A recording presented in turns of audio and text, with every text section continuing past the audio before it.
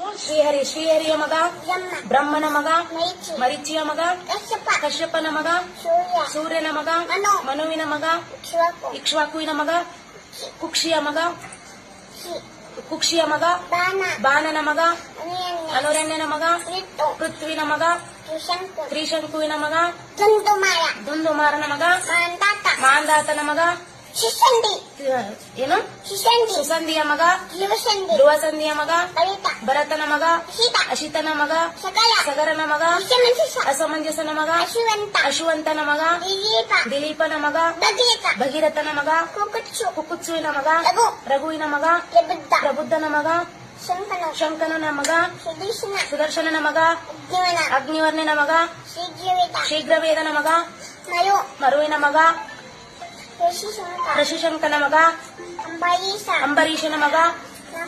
ನಹುಷನ ಮಗ, ಯಯಾತಿಯ ಮಗ, ನಾಭಾಗನ ಮಗ, ಅಜನ ಮಗ, ದಶರಥನ ಮಗ,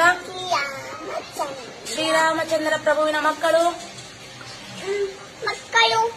ಶ್ರೀರಾಮಚಂದ್ರನ ಮಕ್ಕಳು